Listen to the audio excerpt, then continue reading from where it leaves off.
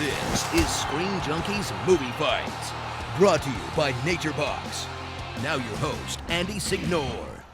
Hello, Screen Junkies, and welcome to another awesome episode of Movie Fights. I am your host, Andy Signore, as the guy said. That's so fun to hear John say that, right? Today we have some awesome fights. Who should play Green Lantern? Which Marvel Cinematic Universe character should appear in the solo Spider-Man film? And worst movie of the 1990s. And we have an amazing panel, including a very special guest that's been demanded so many times I don't even know if you realize. I'm just going to go to him first. It's Doug Walker, the nostalgia critic himself. Doug, thanks for coming. Hey, thanks for having me, man. So this place is amazing. Just walking in here, it looks just as good in real life as it does on the video. Anybody watching? And you flew in from, you're in Chicago, I guess. Yeah. Wow. Thank you for coming, dude. We're honored to have you, and I hope you do this because we've brought two amazing competitors. First up, Mr. Champion still, because he has the belt, Dan Murrell. Hello. I'm honored to be. This is an esteemed panel. This could be loss number 2. I'm on a cold streak now, Andy. It's true. Dan has been undefeated until 2 weeks ago, and so now he's got to prove himself. But this is going to be amazing because next to him, you won last time. You killed it last time. It's Amy Nicholson from LA Weekly. Thanks for coming back. Thanks. Well, now I have something to lose. I'm 1-0. So yeah, your record's better than Dan's technically, Yeah, right? technically. Percentage-wise, yes, it's true. I have nothing to lose. I am gonna suck hard. This is gonna be so fun. I'm excited to have these guys. As always, don't forget, if you don't like a fight, don't skip it. Just click on the bottom right-hand corner, pick your fight, and you can see all the stuff that we're going to have. So very exciting. Before I start, I do want to also introduce our wonderful fact checker for today. It's Spencer Gilbert on the Steadicam. Hey, what's up? Filling in for Dan. Got IMDb ready to go. Wow, is that all you guys do? Is just have? Oh, and look behind you, Spencer. What is that? Other way. We got an Avenger. Other way. Oh, it's a scoreboard. Oh my God. We're keeping score. Are we keeping score finally? Yes, I am Wow. Vanna White. Truly. And that is, so people know, because it might be hard to read, Dan, Amy, Doug, there they are. We'll be keeping score. Amazing. This is so a monumentous bootleg. event. We finally did it. Can we do better than this? This is It the took best 3 one we can months find to on make Amazon. that scoreboard. Yikes. It All looks right. retro. Looks good. Yeah. It was Amazon Prime. It came, it came from Japan. Anyway, we need to build it official. But we got something. I'm excited to announce something actually really special today. It just got released on Friday. We tape these on Friday. But we will be at San Diego Comic-Con. We're so excited. It's our first ever panel that we are going to do. And so I have some information. They're going to put up the board. It's official. You can go to screendunkies.com/Comic-Con 2015 to learn more info. But basically, long story short, Friday, July 10th from 8:30 to 10 p.m., we're doing an Honest Trailer Q&A. We're going to have an exclusive Honest Trailer we're showing there. And we're doing an all-star live version of Movie Fights there. With the crowd getting involved. It's going to be insane. We really, really would love your support. So if you're a fan of us and you're going to be down in San Diego, come help us blow the roof off and come see us Friday night. That's all I can ask. Please do it because it's going to be fun. Also, special surprise. We're going to be there Thursday through Saturday. Dan's going to be there. If you come up to us and whisper, "Hail Hydra," or you're wearing a shirt, we will give you a special surprise. Well, not just any shirt. One of our nice fancy shirts, which you can get on District Lines. But for real, but just don't interrupt us filming. If you see us filming, let us film because we have to do our jobs. But after we're done filming, say hey, and we'll whisper "Hail Hydra," and we'll give you something special. Shh, then I know you're a true fan because you're watching this and you wrote it down. Right, Dan? I mean, that's pretty die That's hard. pretty great. And we're going to give them something good. So Also a great way for us to weed out sleeper actual Hydra agents. Yes. We know Okay. you're out there. Just a rules reminder, as everyone knows, I'm basing this, as Doug, this is your first time, I'm basing this on the argument, not which movie I like best.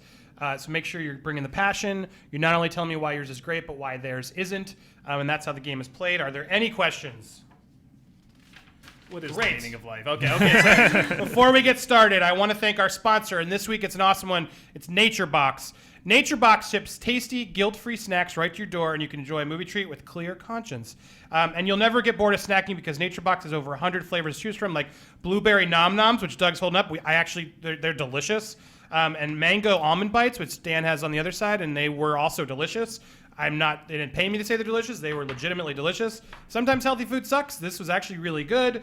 And we're enjoying it. It's really, really good, really tasty. So go check it out. Click the annotation on the screen or visit naturebox.com/screenjunkies to try NatureBox absolutely free.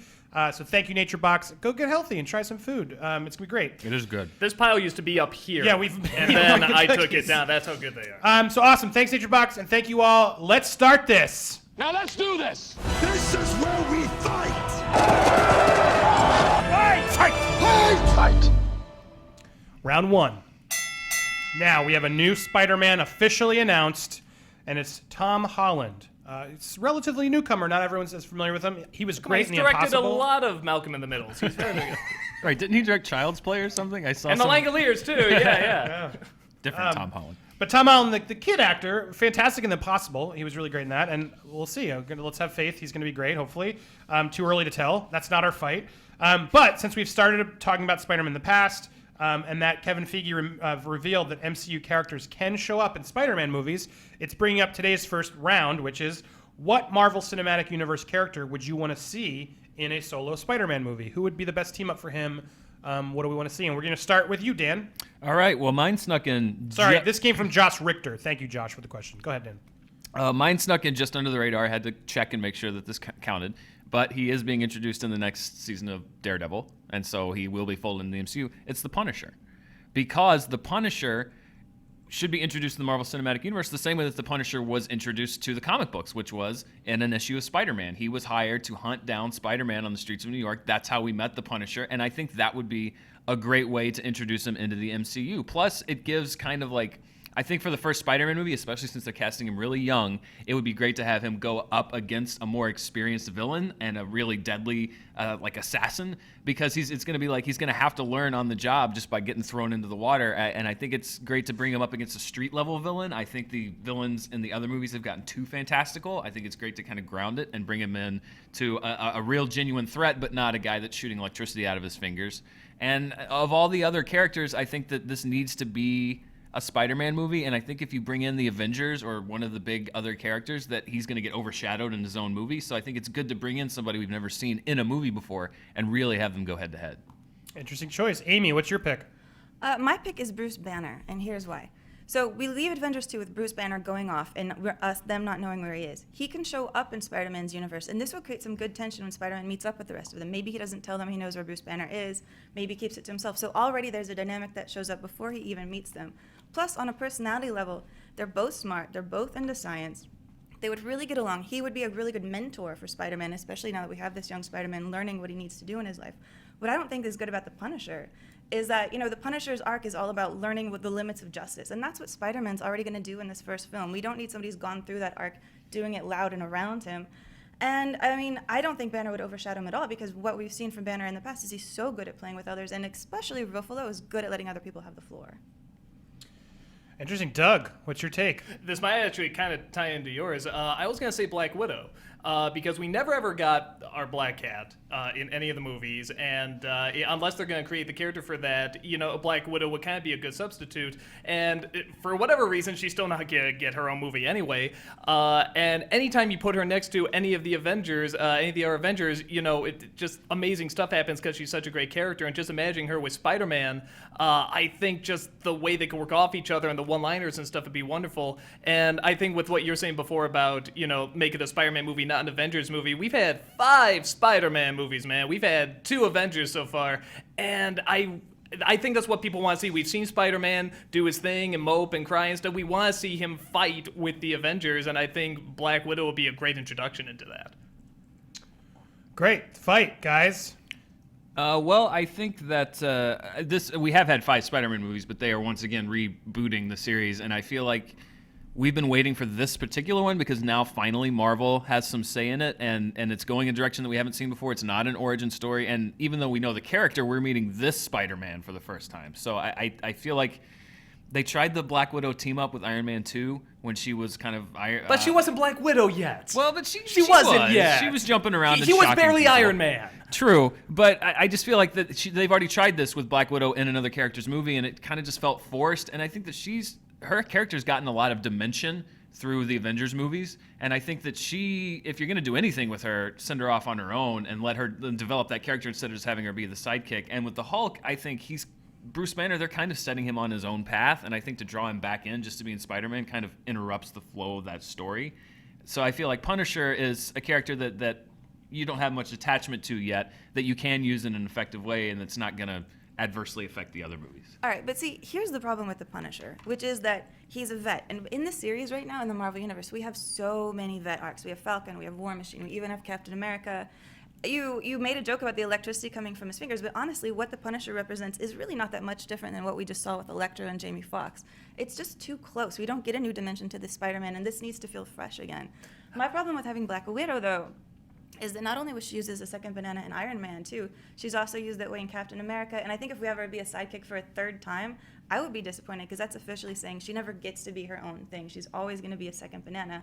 Whereas with Banner, I think we can really have an argument to fit him in here because he's actually not even allowed to have a standalone movie. We're not taking away a standalone from him like we would be with Black Widow. Like Ang Lee did. Exactly. But like this universe can't do that anymore. So I think with that, what you were saying about the Black Widow movie, because I always say that she should get her own movie. See, this is why you get two birds with one stone. Not only do you have her next to Spider-Man, but if kids and adults and nobody by that point are like, hey, give her a Black Widow movie because she's next to friggin' Spider-Man, that's amazing. And I think on top of that, because these movies have focused so much on Peter Parker moping and doping, this kind of Spider-Man to some extent, but he's also one-liners. I think we don't want to see it again movie-wise because we're sick to death of it. So when you get him next to Black Widow, has gone through much more than he's gone through it. Oh, my parents and stuff. Oh, you want to hear about my childhood? I was a ballerina. I had to shoot people. I had to go through all this crazy stuff. And that would immediately, I think, sort of like knock him back into being the Spider-Man that we always want to see, which is the one-liners and working off of people. And when I think of her and him working off of each other, I think you get a lot of good one-liners and you get a lot of good chemistry. I mean, I hear your point, but the way they've handled the Black Widow so far and the way the Marvel Universe has been doing her in the series, they put this sexy girl next to a teenage boy, and they're not going to be thinking about what she can teach him. They're just going to be having her leer at her, and that's going to really annoy me. I don't know. They've been, I mean, as much, this is why we want to see her have her own movie, not because, oh, come on, there's an Avenger that needs a movie. It's because she's such a good character, and we love seeing her interact with everyone else, like all the Avengers. I love seeing them interact with each other, and like I said, I think that's the big reason why Spider-Man has to get in there with the Avengers, and it shouldn't be as much of a standalone thing. See, but this kind of thing is kind of why I'm leaning toward the Punisher, because anytime you fold in an Avengers character into the Spider-Man movie, it's always going to be in the context of how it's been tied in with other stuff and what they've done. And I think the Punisher, number one, it makes sense because he's a New York villain, and he's always been a New York villain. And number two, and he's a veteran in the comic books, but who knows how they've adjusted the backstories for, the villains and the heroes in the MCU currently. And I just think that if you bring in a guy who's also in his first movie, then you're not. This needs to be a Spider-Man movie, and I think if you bring in these big other stars, it's going to overshadow him. We've and had it's gonna 5. Hurt. Well, but not this Spider-Man. And I think bringing in a new character entirely is going to overshadow him even more. Whereas if you're bringing in somebody we're already familiar with, we don't even have to have as much Bruce Banner in the film as we would have with Punisher to like establish who he is and what he wants and what he needs to do. And so therefore, you could just put Banner in and leave Spider-Man as the star. All right.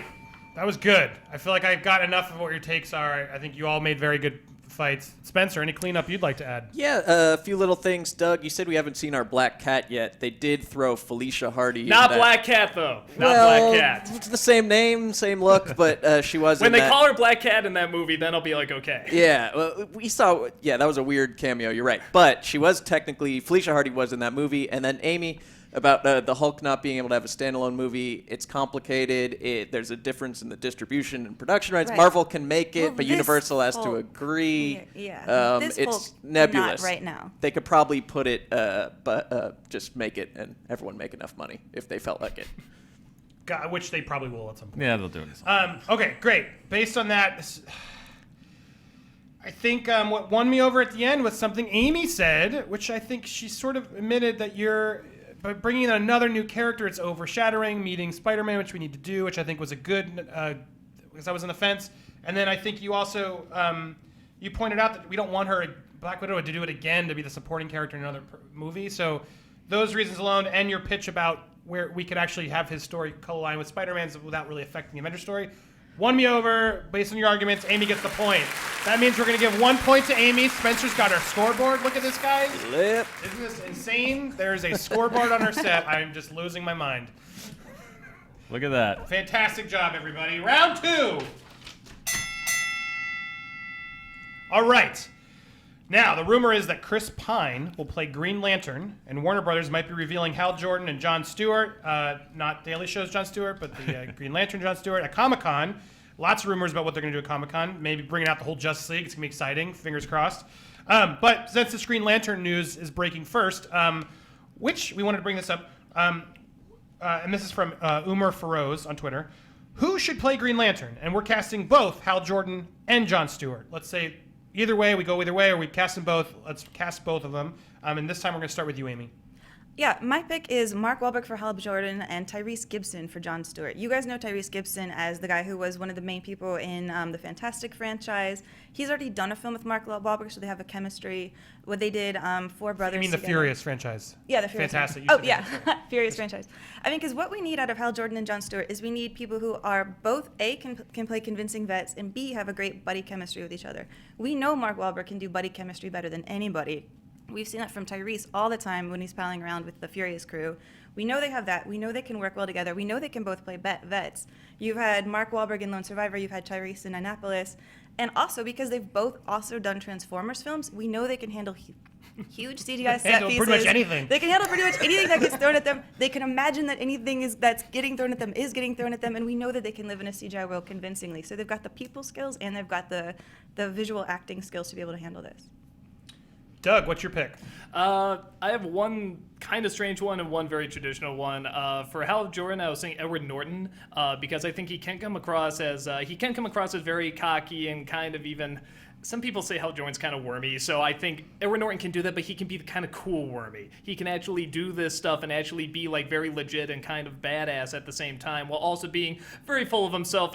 I guess people say on set he kind of is too, but which he already has been the Hulk. And they took that back, but they already had Chris Evans do two Marvel characters as well. So I think, if anything, this could show, like, hey, you can kind of work back and show no hard feelings and you can all get along and stuff. But like I said, I'm always amazed at how well he can sort of sell being both very cocky and full of himself, but you're on his side. You want to be with him. And for Jon Stewart, I did the cliche. I said Denzel Washington because he's amazing. He has the stamina. He has the strength. He has the appearance. You look at that guy. I'm shocked he hasn't been a superhero yet. And this seems like, the very, gritty, down to business, serious superhero that he could do very well. He could do in his sleep. It's stuff he can do in his sleep is amazing to us. So I think he could just totally hit it out of the park. Dan, who's your picks? My picks are, this seems like an obvious answer, and I tried to think of somebody better, but I couldn't. Nathan Fillion for the Green Lantern, because number one, I think you just look at him and you can see him in that Green Lantern outfit. And also, he's got something that DC needs right now, which is geek cred. Because the people are they're mixed on Henry Cavill. They don't know about Ben Affleck. They're kind of mixed on Jason Momoa, Gal Gadot. This casting would create some excitement in the geek community, which I think they need right now. And also, I just think he's got the chops. I mean, he just looks like, I don't know. I look at Nathan Fillion and I'm like, yeah, that's Green Lantern. I could see him being the Green Lantern. And for Jon Stewart, I went a little younger. I went with Derek Luke, who is a fantastic actor. He really broke out big in Antoine Fisher, which was, I think, directed by Denzel. Yes. Yeah, so directed by your choice for and then he was great in the Friday Night Lights movie. And I think he should be a little bit younger, because if they're gonna team them up, I think it works better when you have an older, especially because Hal Jordan's known for being kind of a sourpuss. You have kind of the older Hal Jordan and a younger Jon Stewart to play off of. And I think that Derek Luke is a guy who's a great actor who kind of has gotten lost in the shuffle, and I think he'd be good in this role. Amy, what do you think of your competitors? Well, see, first, here's the problem with Edward Norton, is like he's such a jinx from the Hulk, I can't imagine them trusting him to lead another franchise. And then you put Denzel Washington in there, who's been doing some action work lately that's been pretty fun, but the whole theme of his action work has been, I'm too old for this. And that he doesn't like being like adventurous and fun, and like it's hard for his body to even do it. And then I'm just picturing Norton and Denzel Washington in the same room, and all I can imagine is them having a stare down. I can't even imagine them having any fun with each other. Amazing! Well, I don't know if that's You just made my argument right there. Edward Norton and Denzel Washington stare down. Amazing. Yeah, we'll put that in a different movie. Maybe not one where guys are flying into space. So. And then the problem with Nathan Fillion is that, yes, he does have geek cred, which is great, and it's a huge point in him, but they're so touchy with this franchise, they need to know that this is a star that people are going to want to see no matter what. They need more than geeks to come see this. And with Derek Luke, he's great, but he's never helmed a franchise. Where when you look at Mark Wahlberg and you look at Tyrese even, Tyrese has been in 2 major franchises. They know that he has that drawing power, which is why he makes a smart choice. Well, I mean, you brought up as a positive that both Mark Wahlberg and Tyrese have done Transformers movies. I'll bring that up as a negative. They've both done Transformers movies. Well, you took my argument. And it's just Mark Wahlberg. I just can't. Blackest Day, Darkest Night. What? The green. I just don't see it. I don't. Green. No. What? Where's Parallax? What's going on? What are you talking about? Have you not seen him in Lone Survivor? Have you not seen him go full Vic? I just don't see him in the role. And when you said that, like. They cast Jason Momoa, they cast Gal Gadot, and these aren't castings that I think are getting people excited too. It's not bringing in a non-geek crowd. I just think that's exactly the point. They need to start playing it smarter. Well, and that's what I'm saying. I think they would be playing it smarter by casting Nathan Fillion because he does have that following of like, you know, the Whedon fans and the people that they're going after. I think their harshest critics would get excited and would maybe turn them around on that. Beside the fact that I think he'd be great in the part and he can do fun, he can do serious. I think that he's a good choice. And then Derek Luke again, Denzel I think is overshadowed. He's such a big star. I don't see him taking that small of a part in the team. I think it's got to be somebody that can fit together in a big team. And Tyrese, like she was saying, he's getting older, so it's like he's getting to those supporting roles. Maybe could totally be possible. Yeah. Well, keep going. It's your turn. Okay, but he's so old. How is he going to do sequels? He's not that old. He's pretty old. What do you think? He's like 90 or something like that? I mean, he's like, what is he, Actually, 57, he could act 60? 90 and Denzel still is look 60 years old. 60 years old. There you How go. are they going to sign him up for a 3-picture deal? He can do it. That man will. Nobody can take that man down. On top of that, with Mark Wahlberg, who I think is a very good actor, I can't see him doing like likable cocky, because I think honestly we like him too much in these other roles that when he tries to do something really cocky, it's like no, I don't hate you enough to sort of like be like, oh, you're the smartass, but I also don't like you enough that I believe you're going to be the sort of cocky person, sort of like like an Iron Man thing. So I don't know if he can quite pull that off. I mean, that's how he launched his career, was being likable cocky. Like likable cocky was all of his CK ads and everything going forward from that. And like he's been saying in the press that he's been looking to do a superhero picture, so he would want to do this. No, he got famous from Boogie Nights and Whipping. Well, anyway, I mean, that's literally I guess cocky. that's literally cocky, yeah, but still. Nevertheless, I mean, it's not something. I don't know. I haven't seen him do a role like that in a while, really since Boogie Nights, in my opinion. So I'm not saying he can't do it. I'm saying it's very unlikely at this point, like in his career, that that's something he can pull off. Did you not he's been see away The from it Fighter? for so I mean, long. the guy's been keeping in shape to fight in film. So it's Denzel Washington. Well, let's not just get hung up on Wahlberg. I want you to respond to the others. Like, what do you think of Fillion and Luke? With the geek cred thing, I mean, that is true. You would have the geek cred, but I think there's times where when you cast someone that is just like the perfect role, or you think, oh well, this guy knows all about it. Usually, sometimes they're too good for it, and they sometimes let the details go too much into their heads. But sometimes they work out well, like in Lord of the Rings too. But I don't know. It's not a bad choice, but I think someone like. He doesn't leap out to me. Someone like Edward Norton just leaps out and grabs you and says, this performance is going to grab you and it's going to be big and it's going to be huge and you're going to remember it no matter what. I can't see his performance doing that. For me, I think it's you're keeping an eye on. Yes, you want to get a good actor and somebody who's going to perform the role well, but also you have to look at the whole point of this is uniting a team. And Marvel kind of proved with the Avengers is like if you cast a huge star in every role, then you have too many mouths to feed because you already have Affleck, who's Batman. So obviously you have to cast that. Well, that's big. DC though. I mean, but I'm saying like if they're kind of trying to replicate it, they took these lesser known people and plugged them into all these roles, and they merged as a team because there wasn't any one person that was overshadowing. You saw them as a team, and I think that Denzel and Mark Wahlberg are huge stars that you're not going to buy as being able to integrate into this team. Tyrese is kind of bad, right?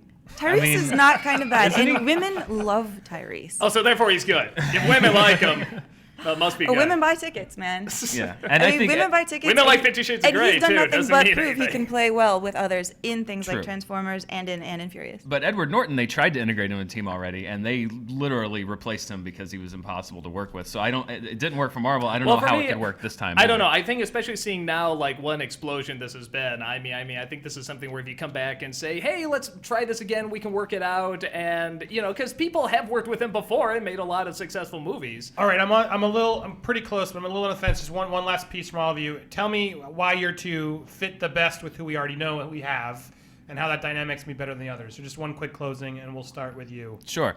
I think that what they've set up so far, you have Cavill and Affleck holding down the franchise, and then in the other parts, they're finding lesser known people that they think are going to make a more cohesive whole. And I think that Nathan Fillion and Derek Luke are not these huge A-list stars that are going to stand out from the pack and overshadow it. I think that they are going to be able to integrate into a team. And I think you have to get the best actors for the best roles. And those are definitely big names, but I think that these two are the best actors that could actually do the parts the best. I think that they're regretting the choices they made in some of those smaller roles. They're going to want to play it safer, pick bigger names. And that what you want to see in a Hal Jordan, Jon Stewart team up is these guys getting along, clicking, cracking jokes, having the best time in space. We know that both Mark Wahlberg and Tyrese are great in doing both athletic and comedy roles, and that they're really good with chemistry.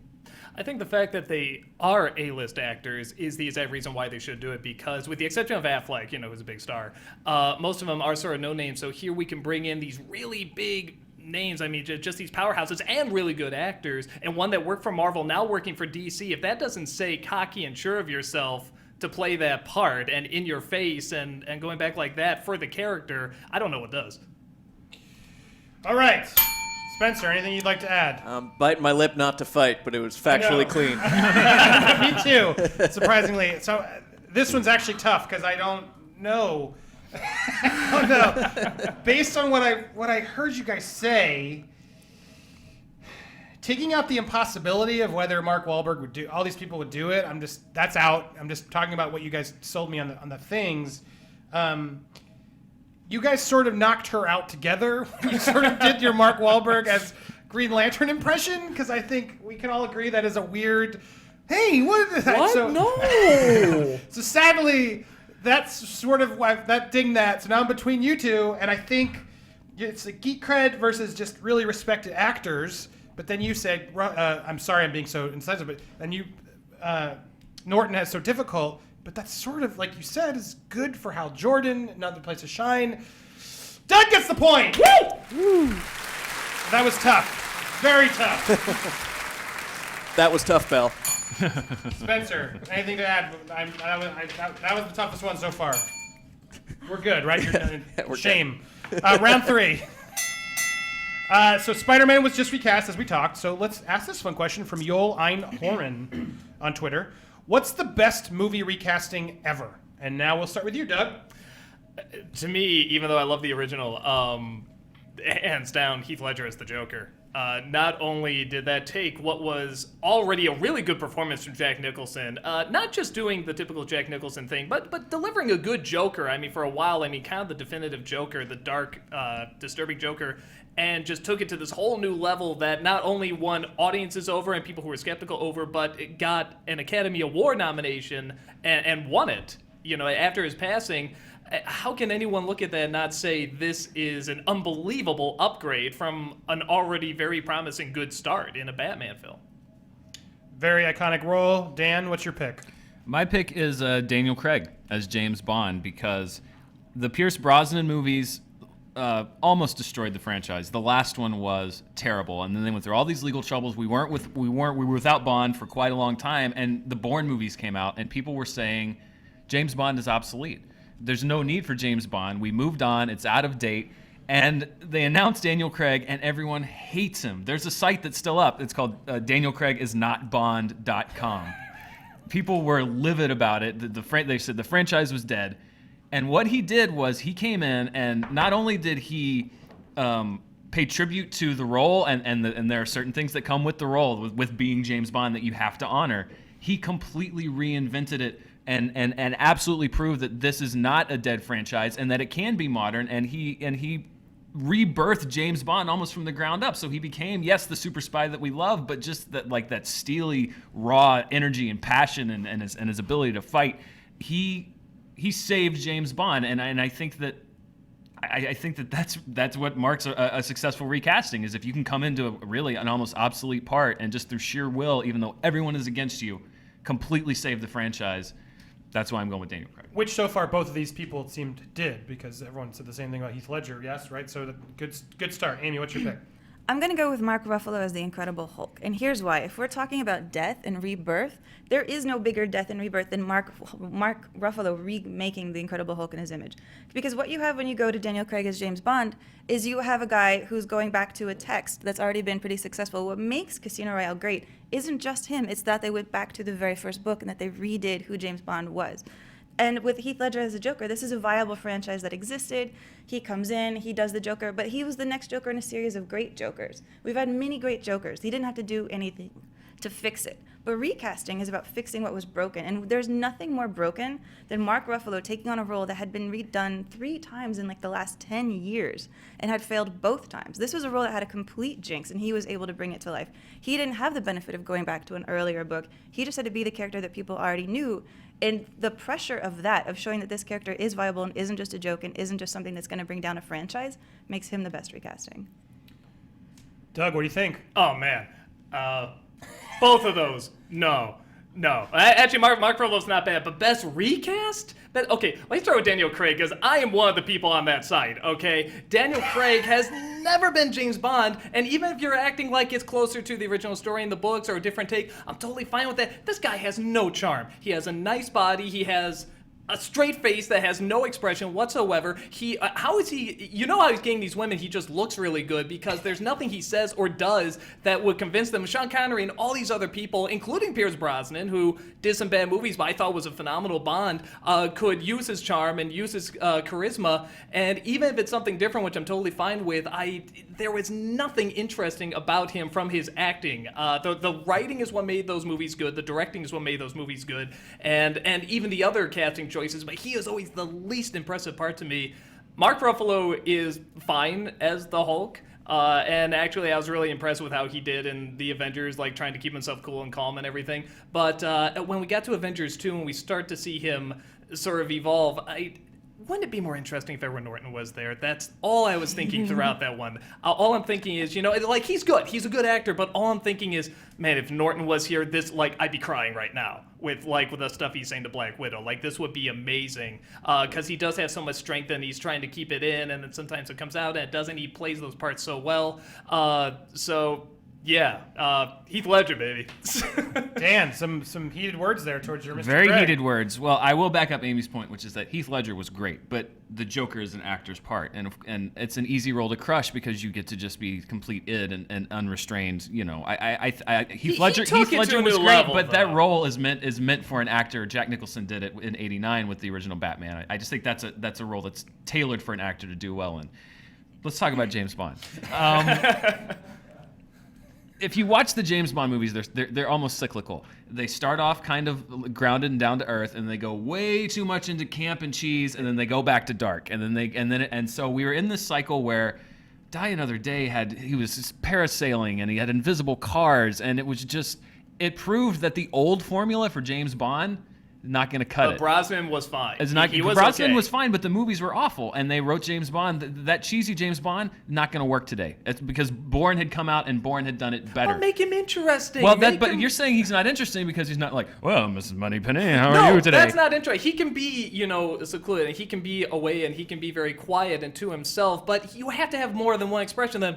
See, I disagree. I think that's what makes Daniel Craig's version of the character interesting, because everyone knows the quippy James Bond, but the side that we had never really seen is that James Bond at his heart is a spy, and he is a stone-cold killer. He has a license to kill. That is his purpose. And no one had really conveyed that before Daniel Craig did, and he made us see that character in a completely different way, different from a way that anyone had ever been able to show us that character before, and I think he deserves a lot of credit for that.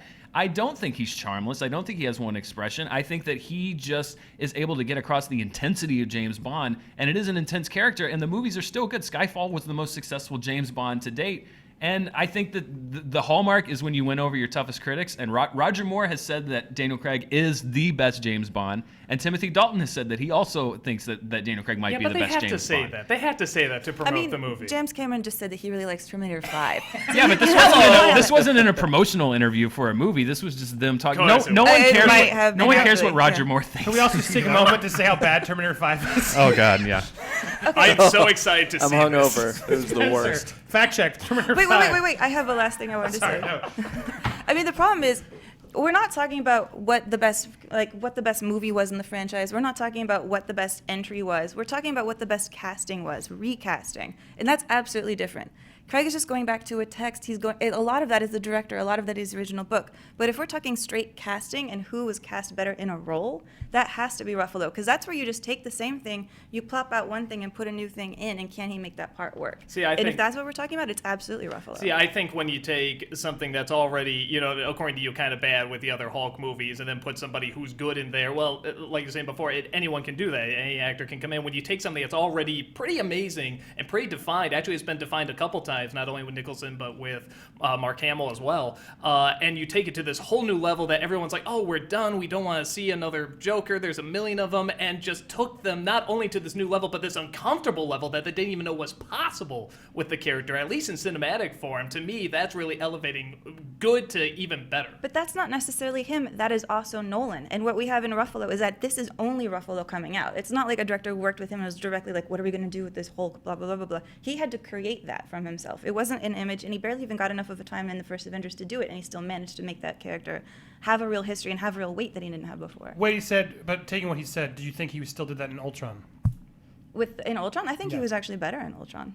Yeah. Thoughts, everybody? But this is going to be controversial. Mark Ruffalo's great in the movies, but isn't Bruce Banner the guy you watch while you're waiting for the Hulk to come out? I mean, let's be honest. That's why I liked Norton. He was interesting even when he wasn't the Hulk. I mean, Ruffalo's great in that part, but I mean, he's half the role. The other part is the big green guy, and that's the guy that people really want to see. And I think, with the Joker, just to speak to that a minute, again, Heath Ledger's great, but it's a recasting in that, yes, somebody played the part previously, but I think it's a lot more difficult to take over a part that comes with the baggage of things that you have to continue in line with this other franchise and simultaneously reinvent it, which makes me think that Craig did a better job. Okay, but on the inverse of that, real quick, that the fact that Ruffalo has to spend half of his time being green and CGI makes the fact that he's able to do so much with his few parts being human even more impressive. Last thought, since they both... I would say that with the Heath Ledger one, not only did he elevate it to this new level, but he went back to what so many of the other Jokers did and just made it this combination of all the performances. You can look at that Joker and you can say, wow, there's Cesar Romero, there's Jack Nicholson, there's Mark Hamill, but at the same time, he makes it uniquely his own. It's still his own creation. And I've never seen that performance before where they take from all these other performances but still make it their own unique thing. It's just this wonderful contradiction. That's just the Joker to me. Oh, okay. Spencer, anything to add there while I mull this over for a second? I guess I just got to take issue with Dan that no one cares what Roger Moore thinks. And that's a fact. He looked that up. That's the man a fact. is a knight of the That was British a little Empire harsh. on behalf of his charity work. How dare you? That was a little harsh. That was a heat of the battle comment. I apologize to Sir Roger Moore. Anything else? Who I'm sure there is was some watching. confusion in the booth. The last point went to Dan or Doug? To Doug. To Doug. Got it. Okay. Yeah, we're good. Moving on. Okay. To keep this quick, I'm just gonna give it to Dan. Really? Freaking really? Really close, but his passionate response to you on the Bond part really got me over. Of that character had never done what he did, and the License to Kill, all those things you said. I was really leaning there, and you two were a similar boat, but I think Ledger just really hit it at the park where Ruffalo's great, but has half of it CGI. And then with you, you really did win me over when you sort of were saying this character had never done this before, and he brought that. And I think you could say it's the director, but Whedon had just as much in yours, Nolan had just as much in yours. Like, you all had that. That's across the board. There was help at both fronts. But Dan gets the point. That was really, really, really fun. Round 4. We lost a true film legend this week. Academy Award winner, composer James Horner died. So as a tribute to him, Makeda Cox asked us, Best James Horner film score. Now, this is tough because we can't legally play the music. So if you can try and hum the theme, go for it. But as a refresher, if you'd like to pause the show and click the links, we're going to put the links to all their selections in the description. You can go familiarize yourself with these themes, which we all did beforehand. So now we know what we're talking about. So go ahead. We'll wait a second. Go ahead, pause, go listen, and then please come back. All right. Thanks for doing that. That was really Welcome nice. back. Of you. Welcome back. Isn't that good music? It's amazing. Really good music. Really sad loss. Dan, tell us about it. Which did you pick? Well, I mean, it was so hard. James Horner's a legend, and people don't give him enough credit. He was a legend, and it was so hard. There's so many great scores that he did, Rocketeer, and so many that just Aliens. But I went with Star Trek II: The Wrath of Khan, because when people talk about Star Trek, Star Trek Wrath of Khan kind of is the first modern Star Trek. Like everything else before that, the first movie was terrible, and the series is campy. But this Wrath of Khan is what we know of Star Trek. It was the beginning of it, and James Horner's score in that is incredible because he has to score so many different types of things in the movie. He has to score the wonder of space. He has to score the majesty of seeing the Enterprise and going into warp speed, and then he has to score these amazing space battles. Like there are these tense 15-minute long, kind of game of cat and mouse battles in Wrath of Khan that are almost entirely score, where it's ships flying and the tension is created with James Horner's music. And then he has to score Spock's death, which is one of the toughest, biggest moments in the franchise, the biggest moment in the franchise up to that point. So, he certainly has done more, I'll use the I word, iconic scores. But for me, Wrath of Khan is his best because it really takes a good movie and elevates it to a great level. It's a fantastic score. Very, very iconic moments in that one. Amy, what's your pick? I'm going with Titanic, and here's why. Is because now that I say I'm going with Titanic, people don't even have to click a link to hear what that soundtrack sounds like. In fact, I don't even have to say, think of the music in Titanic. I can just say, think of Titanic, and someone's going to start singing My Heart Will Go On. You could say that's kind of a bad thing, though. No, it's not. It's not. You think of that movie, you think of that music, and that's one of the biggest compliments you could ever give a film score. I mean, the Celine Dion song, My Heart Will Go On, not only did he write that song, he co-wrote that song, he did so even when James Cameron said, I don't want that song, I'm not interested in it. He did it, he had Celine Dion record it, and James Cameron was so swayed that he put it in the movie, and that was a James Horner choice from the beginning, nobody else. This is a soundtrack that sold 30 million copies. It was #1 on the list for 16 weeks. It won 2 Oscars, and I don't even want to just talk about the Celine Dion song because this is a movie that lives and dies on emotion. It's got love, it's got heartbreak, it's got tragedy, it's got the sinking of the ship, it's got the loss of thousands of lives. Bigger emotions than almost any film you can think of. And his score does all of that with so many other different interesting themes, and even Irish notes, tragedy. There's so much happening in this that isn't even just a Celine Dion song. It's also probably the longest, I would guess. Yes? Longest James Horner score? Well, because it's a long movie. There's a lot of repeat in this score, Yeah. but we'll get to that in a second.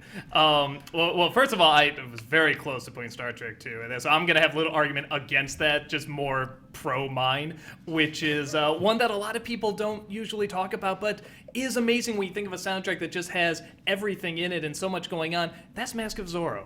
And not too many people talk about that soundtrack, but this is a movie that, has a little bit of everything. It has romance, it has action, it has dancing, it has suspense, it has death, it has all this stuff, and the music captures every moment perfectly. And while Star Trek 2 is amazing at bringing so much of that movie to life, this one has to battle against all these other incredible things in this movie. It's a very good movie, very underrated film, and every moment of music is incredible. And even on Star Trek 2, the soundtrack, if you listen to it, it's wonderful and it sounds very classical and stuff, but there's some tracks that are a little dull. Mask of Zorro, every track is amazing. Every track is on fire. Every track is gigantically romantic or gigantically fighting or a gigantic dance sequence or gigantically suspenseful. Everything is huge and everything is just the right note. So in terms of a soundtrack where just everything hits it right and it's the exact right feel and I can listen to any track and I can get excited listening to any one of them, that's the one for me. And with Titanic, you were saying that he was very underrated. People forget there was a time James Horner ruled the world, and that is when that movie came out.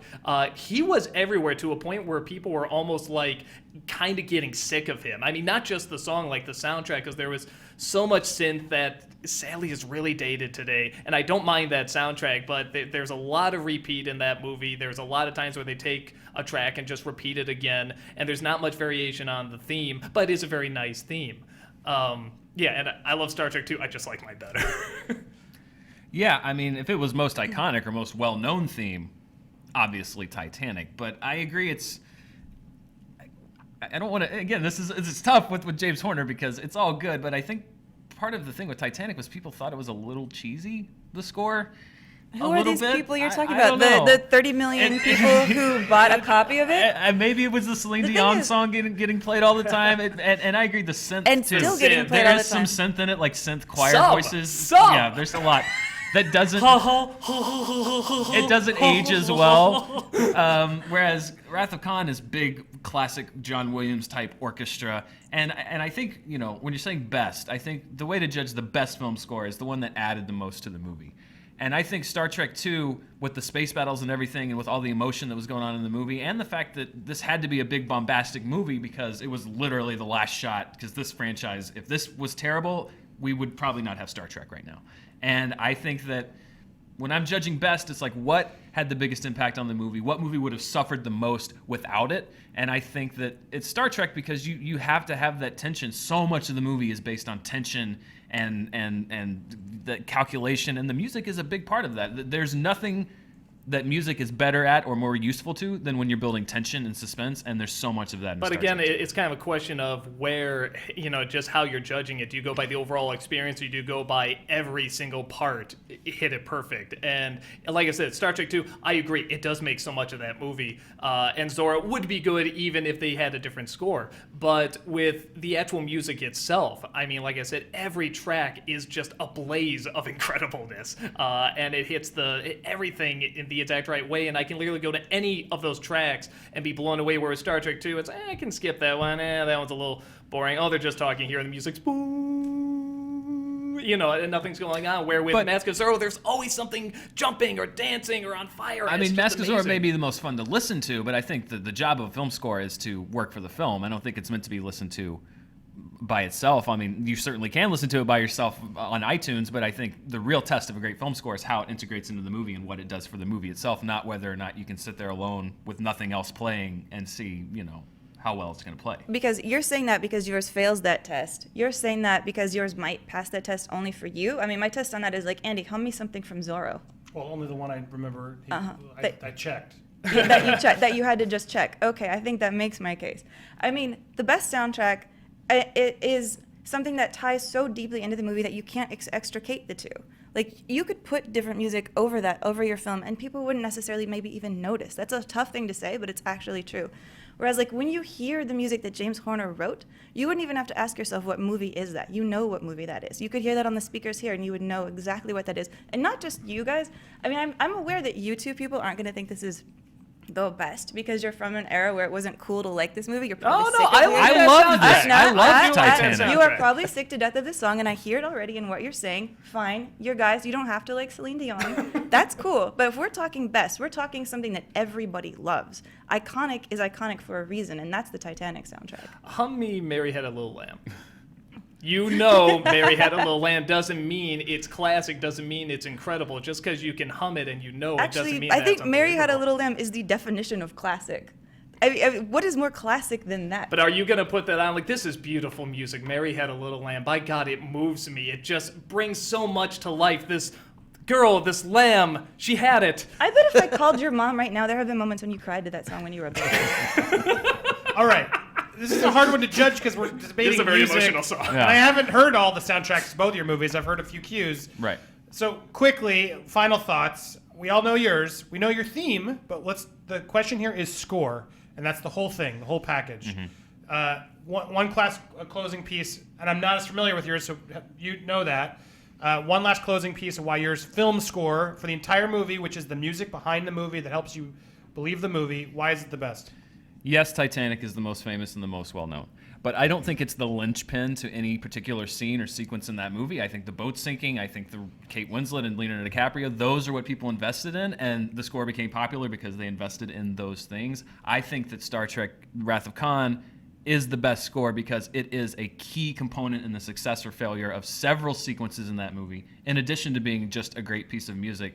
And I've seen Mask of Zorro a few times, and it's no disrespect to Mr. Horner, but that's just it's not a score that stuck with me. It just seemed like it didn't seem that distinctive. It was certainly well done, but it was just kind of that kind of genre style of music. So my pitch would be that, my movie doesn't work without that music, and I think that these two would.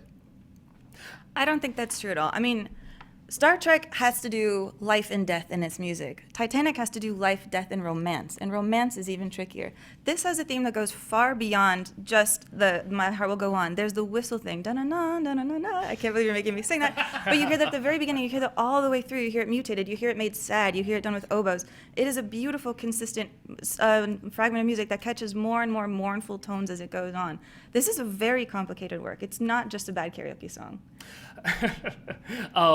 with what you said about Star Trek 2, and you're right, most of the time you're looking at just two ships, so the music has to take over. But she brought up a good point too, saying that it's life, it's death, and it's romance. Zorro is all of those and more, and a dance sequence and all this other stuff. And because I think it is, there's so much going on the screen and it's so loud with the people talking, going ha-ha, and sword fighting and stuff, sometimes you can miss how good the music is. But when I think about what music can do, it can summon these visuals, it can summon these emotions, and it can do so many various emotions and so many various styles. All of that comes in with Zorro because it's a movie that already has all those things. It does have love and death and life and emotion and suspense and action and dancing, all this incredible stuff. And when I think about what music can do and represent it and capture it, and even works well on its own and just sort of embodies everything that music should be doing, it's in that soundtrack.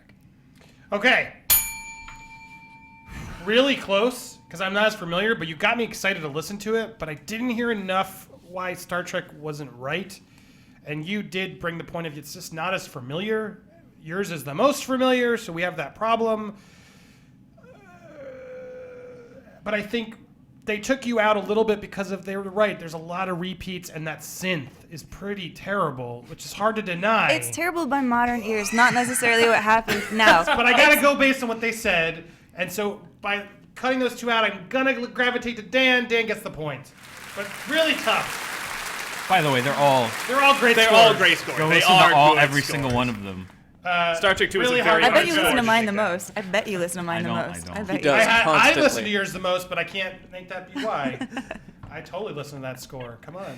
It's got great score. Spencer? Posters of shirtless Leo in his office. Dan is Dan is a a huge- Titanic fiend.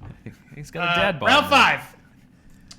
In honor of our nostalgia critic here, it's important we look back, yes? So we wanted to do a look back question. We've previously argued about the best movie of 2000. So now it's time to take a new decade. What is the worst movie of the 1990s? Lot to choose from. It has to come out between 1990 1999. And this time it's Amy's turn to start. All right, I'm going with Super Mario Brothers. This is the film with Bob Hoskins and John Leguizamo. If you haven't seen it, a lot of people haven't, because it was a total disaster, and it came out and it made $20 million on a $50 million budget. Let's jump back to 1993. Nintendo is one of the biggest things that exists in American pop culture. It sold 62 million NES units by that year, and all of those came with Mario. Mario, it was at that time as popular as Mickey Mouse, was one of the quotes that was going around in the press. So how do you get less than with a $20 million ticket sale, how do you get a fraction of that audience to see a film? You make something so bad that nobody will even go. Not even the kids who have the lowest common denominator sensibility when it comes to stuff like this. There's no way that Super Mario Brothers could even have been more wrong if it tried. It turned yellow and white and yellow mushrooms into a yellow ooze that hung out over the whole. Played by thing. Lance Hendrickson. Yeah, it turned into it invented a whole thing called Dino Hatton. It invented space portals. It put in all this plot that made no sense. It looked nothing like the film, or like the cartoon. It wasn't colorful. It was all gray and Video black. game. Yeah, it looked like they created this thing called Dino Hatton. This was 180 degrees away from what this movie could have even been if it had even been half trying. And think about this. How hard is it that a film bombed this much that Nintendo didn't even make another film? Ever. It gave Pokemon out. It let people make Pokemon films, cheap cartoons. It has never made another live action film. That's like saying that it killed off, it exterminated an entire genre of films that could have existed if 1993 had gone better, if Super Mario Brothers had been a better film. Can't argue with that. Doug, what's your pick? Well, that is a wonderful choice. But I can argue one better, and this is not my personal hate, but in terms of actual worst film that came out, how could you possibly screw this up? I gotta go Batman and Robin. I know that's kind of the cliche, but because Super Mario Bros. was something new, and even it's there's not much to follow, but they botched it up. Batman, again, just this giant icon that already has sort of a shaky background, but you kind of got the gist. Guy's supposed to wear a bat suit, be brooding and do some dark stuff. Batman is dark. Even the film before it, Batman Forever, which is not very good, had those dark elements. And then in this one, not only does it not capture any of those elements, but it so insultingly suggests that all we want to hear are one-liners, and all we want to see are big sets and bat nipples and so on and so forth. And throwing this much money not only at a film that has this kind of writing and has this kind of past, this very respected past for the most part, this iconic character Batman, but doing it with Batman. Just having Batman say these one-liners years after the Adam West has come out, and that has its own following, and that's fine, but clearly with the cartoon being dark and being a big hit, and everybody talking about, and Batman becoming this mythos and this classical character, and for this film to come out at that time and do nothing right. I mean nothing right with Batman. He barely even looks like Batman. Even the suit, when he wiggles his head, the ears kind of wiggle with it, and it's not right. And all character and everything that's supposed to be Batman is not there. It is a completely Batman-less Batman. Well, they just spent the money by putting on the Bat credit card. Ah! Damn. Insert rage here. I've had the displeasure of seeing all 3 selections in theaters, so I've, and this was all during my childhood. You're part of that 20 million? That's yes, amazing. My I probably am too. $4 at that time went towards Super Mario Brothers, so I was 10. What can I say? It hurt. It really hurt. My pick is Godzilla '98, and this is personal for me because this movie took my innocence. I was 15 years old. I was developing taste, which you don't get until about that age. And I don't think I'd ever been as excited for a movie ever in my life than I was for Godzilla. And it is a big, steaming pile of crap. The base level that you had to get right is Godzilla. And they didn't even get Godzilla right. It's some kind of iguana or something running around, and the characters are Matthew Broderick is awful in that movie. There's not one character that connects. There's not one fun moment in that movie, and I think that's the difference. This is we have to compare 3 turds here. None of these are good movies. These are good choices, I guess. These are all good choices. What puts Godzilla over the top for me is that Mario Brothers, yes, it's terrible, but it's almost trippy how bad it is. Like, it's almost like an acid trip Dennis Hopper with lizard tongue and yellow spiky hair in the corner. It's almost trippy to watch. It's almost worth watching to see how weird and just crazy it is. And Batman and Robin, yes, it's awful, but it's also watchable. No, wait. No, nothing. There's no but after that. It's also watchable in a camp way. Godzilla is not watchable in any way, shape, or form. See, here's the thing. Do you guys agree with that? That Godzilla's not watchable at all? You can make a slight argument for the camp, but even I acknowledge it's very slight. About the same way you can make the argument for Batman and Robin, though. The Adam West had much more of a charm and an awareness and a clever writing to it that Batman and Robin did, the same way Godzilla doesn't. What I'll argue with that, even though I completely agree with you, is that Godzilla already started off on something really corny. It can be taken seriously. It has the camp value, but it's corny. And you're right, they don't even get that aspect right. Batman is Batman. It's just this huge, dark, incredible icon that has had such an impact on so many younger people and older people. It stays with them for years and years, and kids can watch it and understand it, and adults can watch it and see new things they never thought of before. And to take that incredible icon and just not acknowledge any of that and just go total, not even a good cartoon. It's a bad cartoon. And just get nothing right. And like I say, even the animated series at the time was doing much better. That was intended for kids, and did it much better than this movie that was supposed to be for adults. And I'd say the same thing with Super Mario Brothers, that it's starting from they don't know where to go, and they totally went the wrong direction. But what they had to lose was a little Italian plumber who hits blocks. This is Batman. Amy, thoughts? See, here's the thing. You're upset that they made the dinosaur bad in Godzilla. Well, they turned Yoshi in Super Mario Brothers into a weird lifelike dinosaur, and that is like the 9th worst thing about that film. All right, if you want to compare bad dinosaurs to bad dinosaurs. Let's talk about this. Both of your movies are not good, but both of your movies actually made their money back. Batman made $238 million back. Godzilla made $370 million back. Your films survived. Your franchises survived.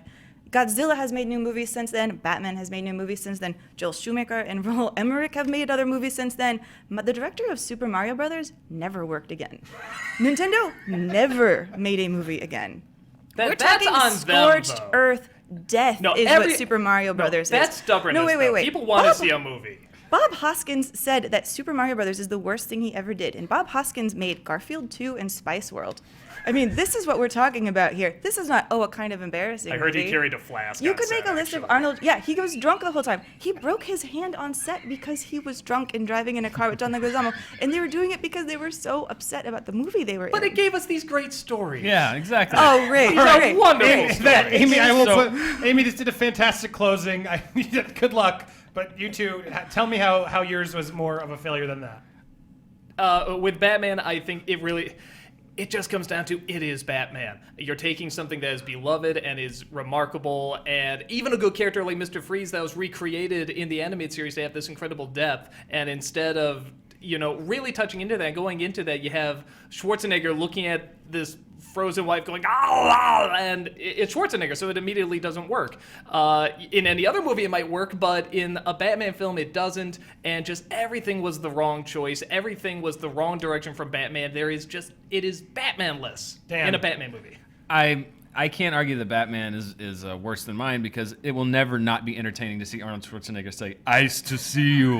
I That don't is care from how Simpsons. I don't You check care that. or whatever Mr. Freeze pun he said. I don't care You how. said the one he didn't make. I don't get chill, freeze, whatever. I'm sorry, I named one of 500 ice puns. He said, didn't say "Battle that. bundle up, it's going of all the to be ones, you don't icy." name the right one. That's amazing. All right, well, okay, But fine. you could have Arnold Schwarzenegger make That's a list what of I'm his saying. worst films, and I don't even think Batman and Robin would be at the bottom. He's watchable in that movie, and even though the movie's not great, it's still entertaining because it is so campy.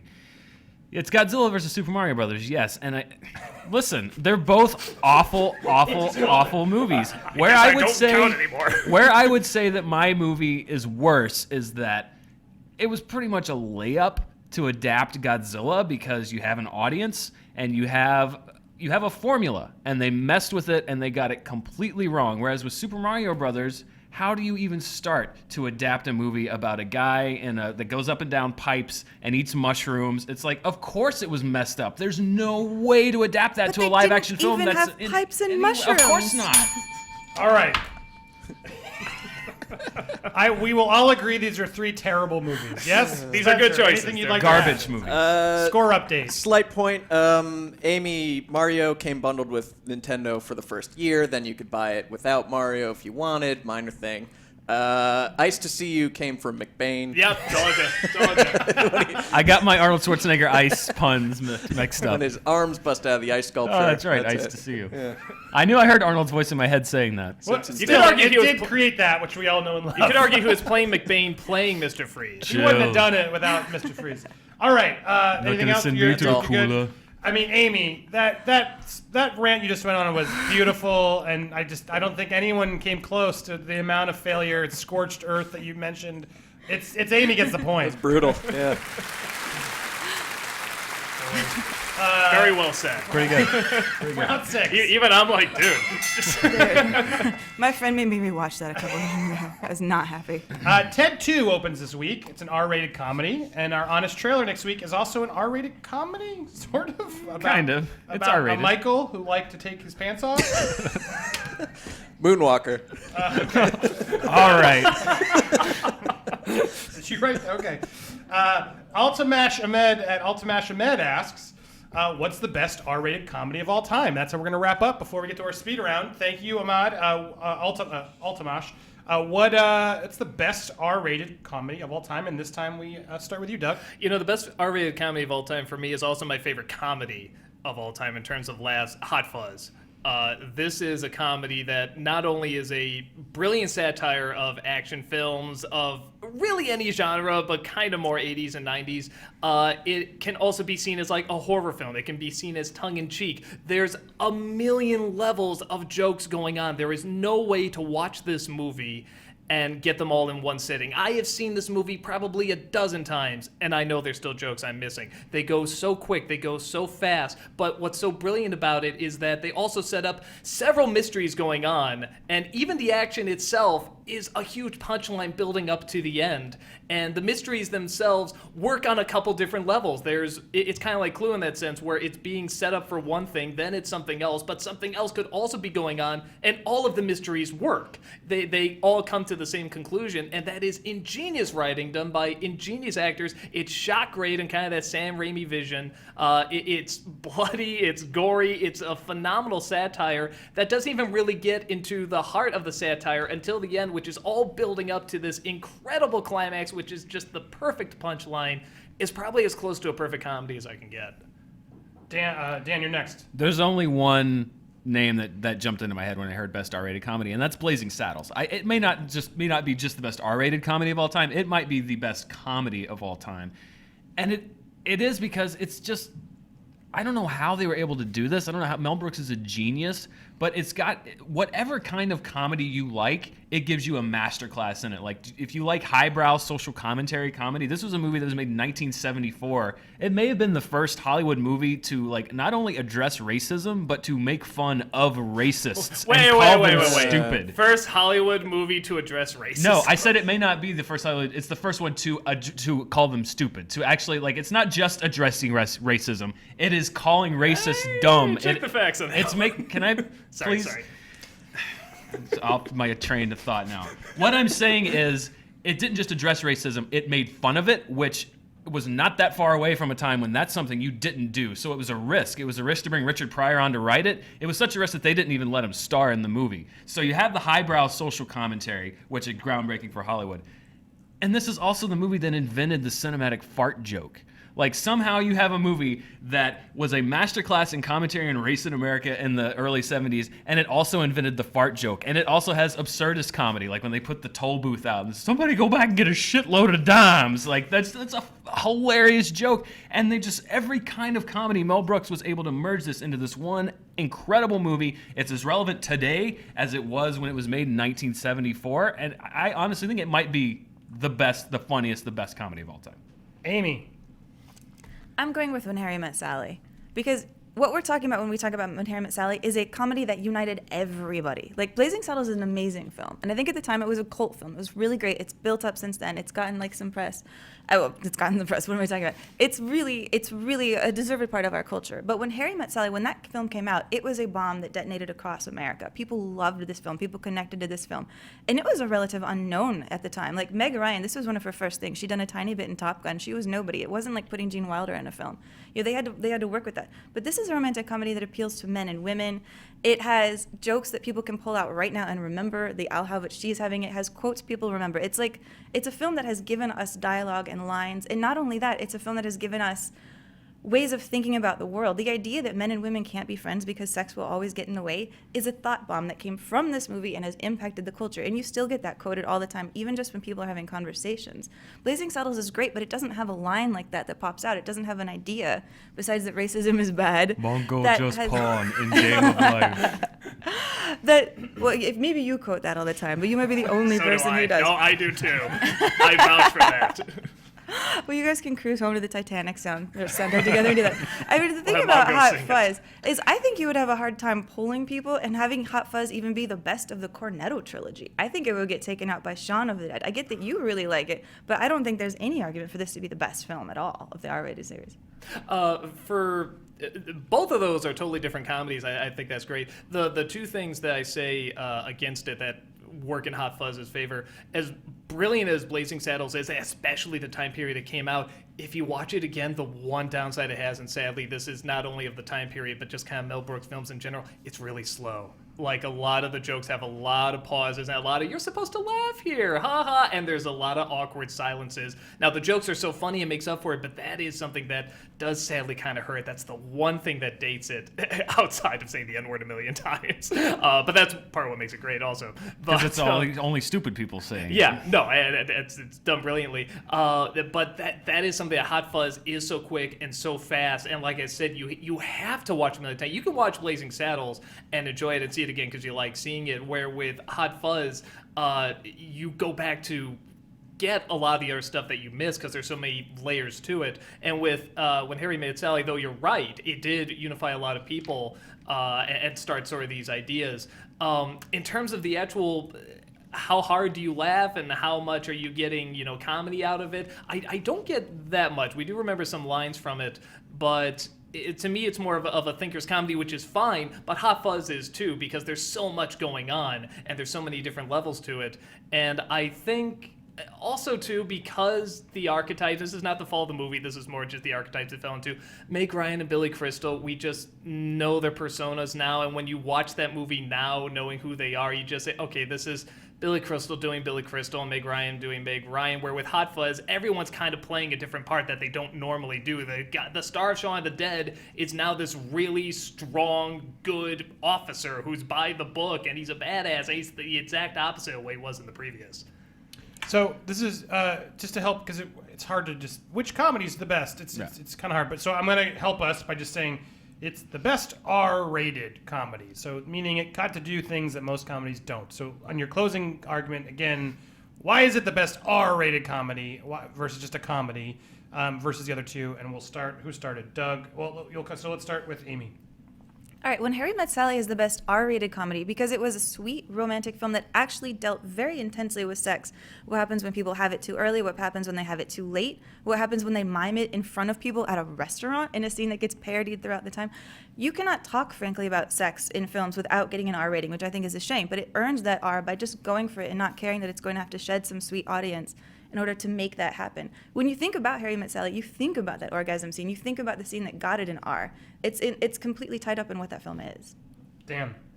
Well, and I think when you hear the word R-rated comedy, the thing that comes with it is like, okay, this is a comedy that pushes the boundaries, because it's easy to do a comedy that's safe for PG-13 than to do one that's R-rated. Blazing Saddles, I mean, it almost invented the concept of a comedy pushing the boundaries. And the biggest drawback to comedy is that it ages. So a lot of comedies are of their time. And I think if you make an R-rated comedy that's cutting edge in 1974, and today, in 2014, it's still cutting edge, I don't know how you top that. This is not a slam against it, but if you were to take out the N-word in that comedy, it would not be an R. It'd be PG, maybe PG-13. When I think R, gore, violence, swearing, stuff that children shouldn't see, just everything that you should not bring a child to but is hilarious and brilliant and all tied together, Hot Fuzz has all of that. It is one of the most goriest, most violent, most shouty, most obnoxious, but also smartest and subtle and has all these variations going on. And when I think of an R, my mind just explodes with all these thoughts that are all in Hot Fuzz. And the same thing with Harry Met Sally.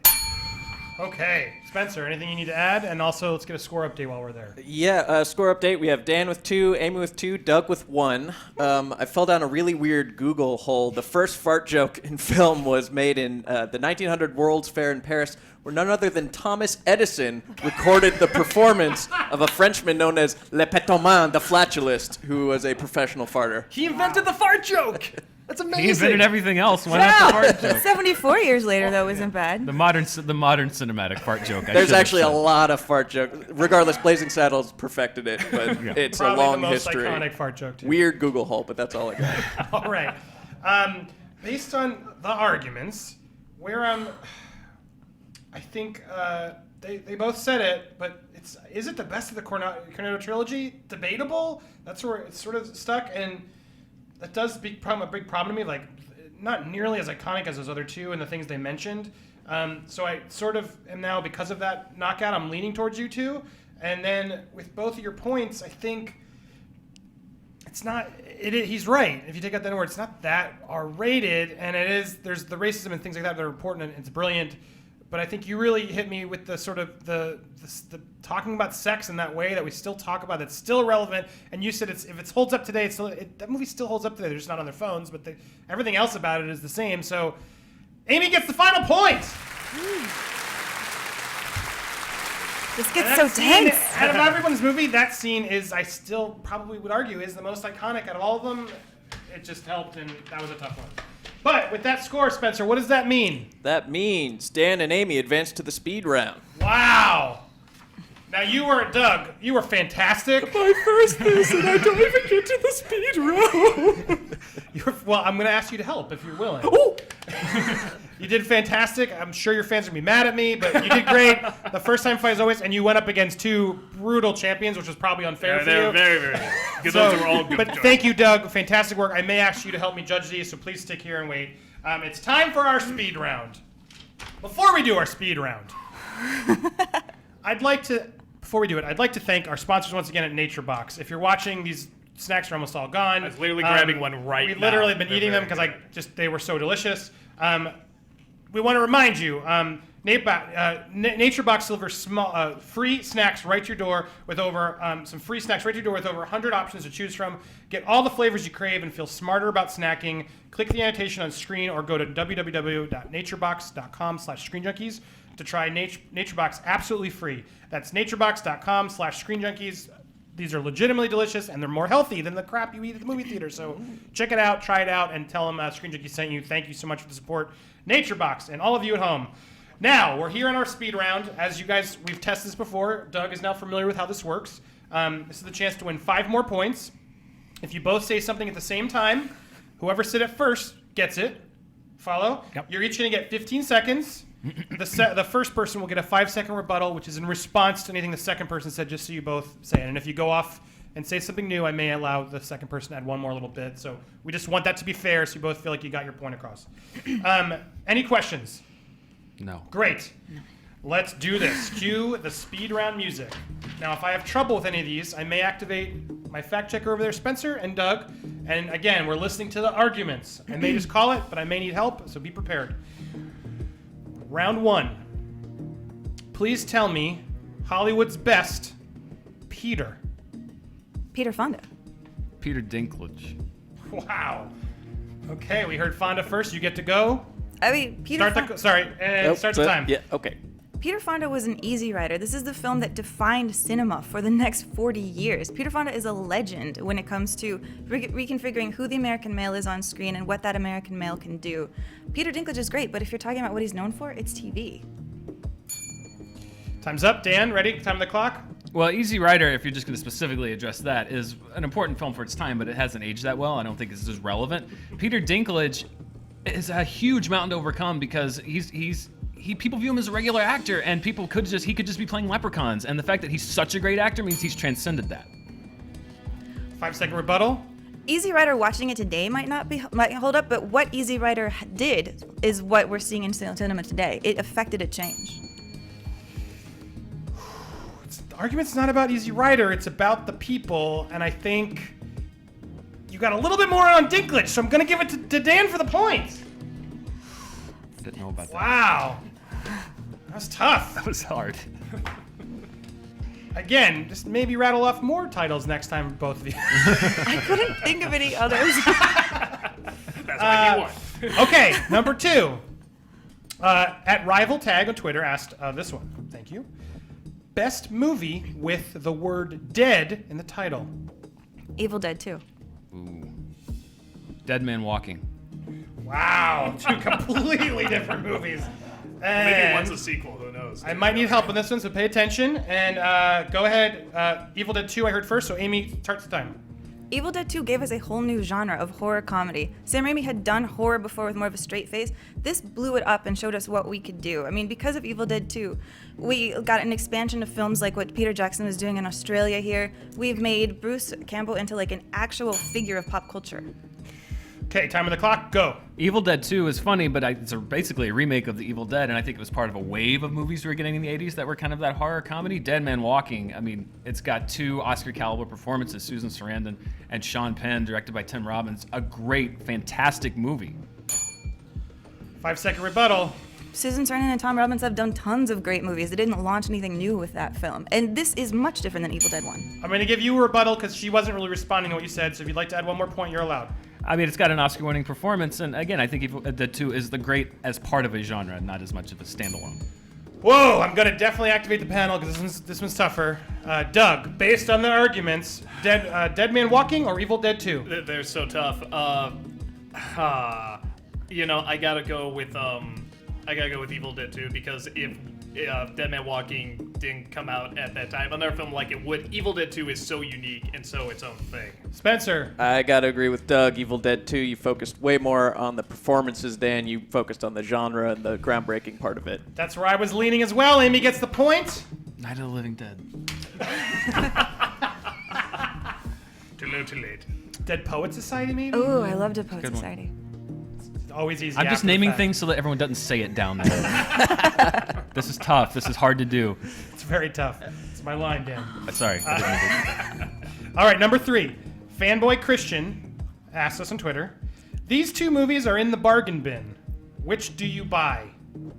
Inception or The Departed? to. The Departed. Inception. There we go. That's clean. And Dan picked The Departed first. Go ahead. Oh, well, first of all, it's a Best Picture winner. I think it's one of Scorsese's best films as part of this renaissance he has in his later career. And personally, it's a movie that no matter when it's on, I will stop and watch it. Inception is fun and inventive, but The Departed is a much more enjoyable movie. Okay. Clock on the chart. Go ahead, Amy. Everybody thinks that Departed won an Oscar because it was an apology film. I mean, the reason why you would buy a copy of Inception is because when you watch it over and over again, you're still trying to figure out what it means. Since it came out, there's been interesting fan theories. You can watch it and I'll get a different meaning all the time, looking for different pieces of information. Also, it's visually intricate and you can just put it on and zone out. I mean, I just think Departed, it's not an apology film. It was legitimately the best picture of the year, and Inception is, a good Christopher Nolan movie. Okay, that was a rebuttal. That was fair. I think I'm gonna call it, and I'm gonna give it to Amy. The rewatchability thing was true, and the apology film was a good call out, whether it's right or not wrong. Amy gets the point on that one. I said rewatchability too. Wow. So This is score getting update. tense. Amy's up 5-3. So that means Dan needs to win both of these. Yeah. Dan, All right, you let's work do well it. under pressure. I want to see it. Not last time. Let's see what happened. Care to make it Deep 2? breaths. Deep breaths. Would you Yeah. like a Nature Box treat? No, I don't want to talk with my mouth full. All right, here we go. Number 4. Worst movie starring Christian Bale. Terminator Salvation. Jesus. Okay. Booth. Worst movie starring Christian Bale. Dark Knight Rises. Okay, so we got Terminator and Dark Knight Rises. Go ahead. I almost feel like I don't have to argue this, but I'll just go ahead. Terminator Salvation is a mess. Christian Bale, coming off of something like The Dark Knight, couldn't even make a good character out of John Connor. The film makes no sense. He lent no star power to it. It's an embarrassment. I think he's embarrassed he even made it. Dan. Making a bad Terminator sequel isn't hard to do. They've been doing it for years. Just go check out the new one that's coming out. Dark Knight Rises had everything going for it. It should have been a great success, and they completely blew it. It's overlong. It's a mess. It doesn't even make sense logically, and they ruined the capper to what should have been a great trilogy. Rebuttal? I don't know if those things are necessarily Christian Bale's fault, where he lent no power at all to this. That's a role he already had and he could do. This, he failed. I'm going to give you a rebuttal because she went off on her own tangent. Any last thought? It's not worst Christian Bale performance. It's worst Christian Bale movie, and Dark Knight Rises, I think, is the worst movie. Okay, based on the arguments, I'm going to show my cards, and then I'm going to ask you guys to rebuttal. I think you got a little cocky, and I think Dan brought a little bit of heat of why that movie didn't hold up, so I'm going to go with Dan. Yeah, I agree. With the argument. With the argument. Spencer? Great. Doesn't matter. Did you disagree? Oh, no, I agree. Yeah. Okay, great. Well, there we go. It's unanimous. Wow, Dan. Okay. Don't get cocky. That happens. Great, kid. It's just Terminator Yeah, Salvation great is so kid. clear. I thought it was yours. I kind of thought I did. Be honest. With it. Yeah. Okay, so Dan, you got to get this one and it prompts a tiebreaker. Yep. So this question's a little confusing, but I'm gonna okay. I'm naming the 2 things I'm sort of asking you to ask. So it's a choice of one or the other. I'm pretty much. I think it'll make sense. Hopefully, if it doesn't. I'm glad the game is writing on it. Fingers crossed. All right. You know what? I'm not gonna write it on it because I think that question is written oddly. Let's check a different one. Ready? Okay.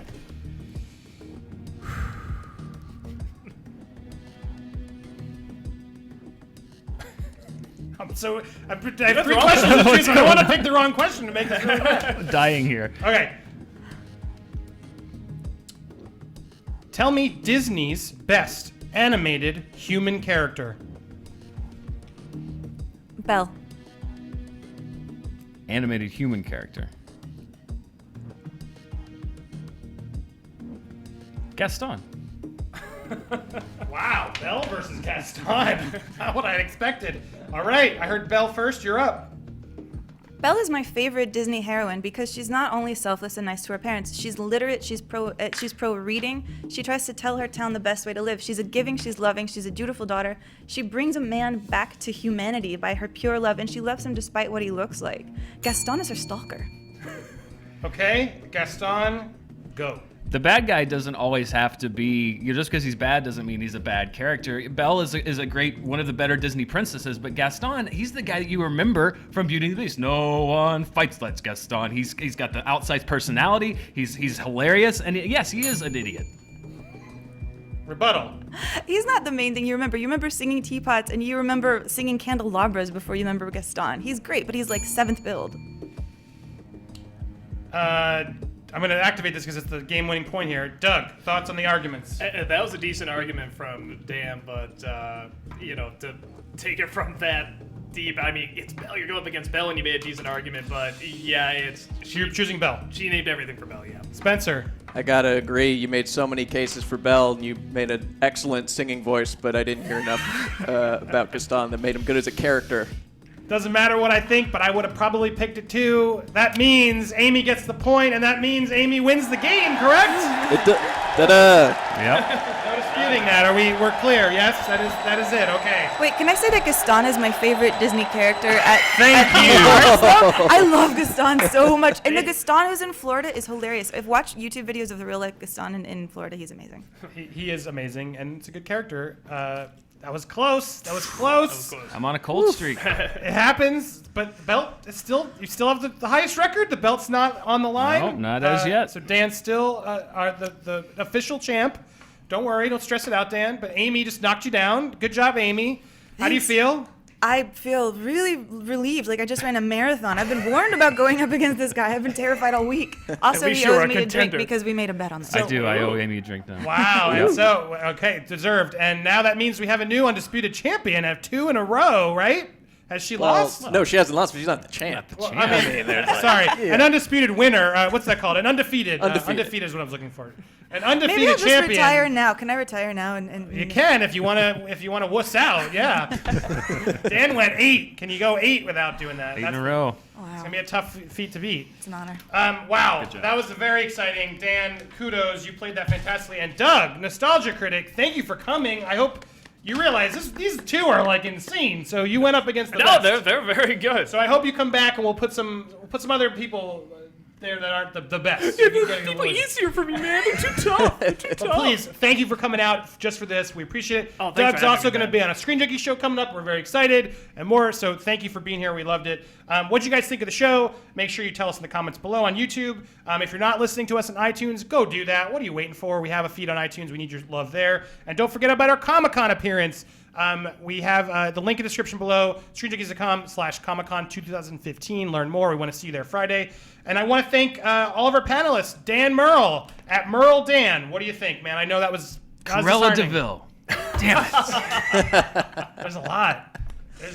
No, congratulations to That was Amy. good. And Doug, this was a great. I love fighting against you a guys. lot This of was fun, so man, much a lot fun. of fun. So. This was a really fun episode. Amy Nicholson at the Amy Nicholson, undefeated. Wow, pressure now. Dan can tell you all about it. I'm scared. Tell Devin Faraci, my co-host on the Canon, that he should come on and fight with you guys. He should. Devin, we've called you out. I've tweeted you. It's official. Devin, come on and take Amy on. And the Canon, great. Where can they find that? We're in the Earwolf Wolf Pop Network, so you It's can a find us great on show. iTunes and everything. It's just all arguing. I know. You argue about which movie Who would deserves to listen- be in the Canon, Who would right? listen to a show about arguing about movies? If you like arguing, go support. But this week's episode is going to be Revenge of the Nerds versus Animal House. Wow. Which one are you picking? I went nerds. Oh, wow. Interesting. All right. Very weird finale where they sort of rape a woman. Yeah, there's that. Aside from that. Moving on, Film Andy. tape, put them on pie tins, all the naked pictures of their... Anyway, but... It's a product of its time. And Doug Walker at your Twitter at Channel Awesome. Thanks, man. Did you have fun? Was it worth? Oh, lots of fun. No, I love the passion and the love you guys have for movies. And what more can you ask for that? We It's love just yours great too. fun. We're big fans. Thanks for coming out. Spencer Gilbert at Spencer J. Gilbert. Yeah, you guys were great. I would have been creamed replacing any one of you. Would have been no contest. And please follow me on Twitter and Instagram at Andy Signore. Always tell us what you want to see, who you want to see on this show. We listen. We love to bring people passionate about movies. You guys are fantastic. Thanks for watching. We will see you next week. And Terminator, be careful. I'll just say it. Every podcast we put on YouTube comes with this kick-ass graphic listing all the topics your favorite Screen Junkies podcasters are talking about. If you click the topics, you can skip around and choose your own podcast battle royale. Go ahead, try them all. If you haven't already, subscribe to Screen Junkies on YouTube to join us for future fights. Or if you prefer to listen on iTunes, click the logo to download an audio version.